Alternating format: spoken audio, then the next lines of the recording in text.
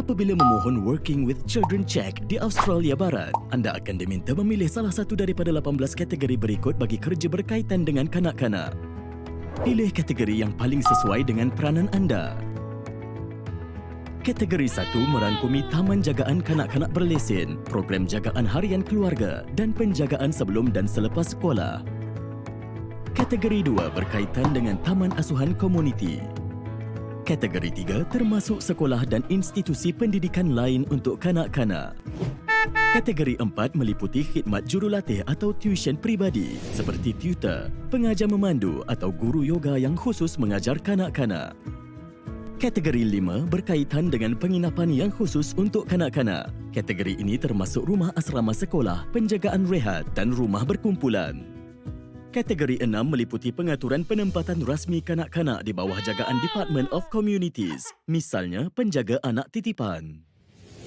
Kategori 7 termasuk pegawai yang berurusan dengan kanak-kanak melalui peranan formal di bawah Children and Community Services Act 2004.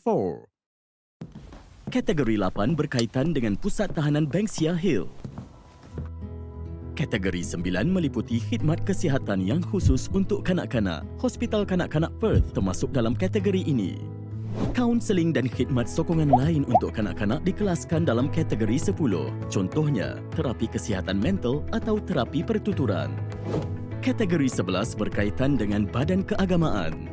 Pemimpin dan relawan agama yang tugas biasanya berurusan dengan kanak-kanak perlu ada Working with Children Check. Kategori 12 berkaitan dengan kelab, persatuan atau gerakan yang dianggotai atau melibatkan ramai kanak-kanak, termasuk di sini kelab bola jaring, kelab bola sepak dan persatuan pengakap tempatan. Jika bekerja di ward hospital awam atau swasta yang pesakit biasanya meliputi kanak-kanak, anda termasuk dalam kategori 13. Khidmat penjagaan bayi atau jagaan harian kanak-kanak, kecuali pengaturan tidak formal, misalnya dalam keluarga, termasuk dalam kategori 14. Kategori 15 berkaitan dengan khemah semalaman untuk kanak-kanak. Penjaga atau penyelia mungkin termasuk dalam kategori ini. Khidmat pengangkutan untuk kanak-kanak termasuk dalam kategori 16. Kategori 17 berkaitan dengan warden trafik yang membantu kanak-kanak melintas semasa pergi balik dari sekolah. Kategori 18 meliputi mereka yang menyediakan hiburan untuk kanak-kanak. Kategori ini termasuk pelakon berkostum, tukang cerita dan ketua program cuti sekolah.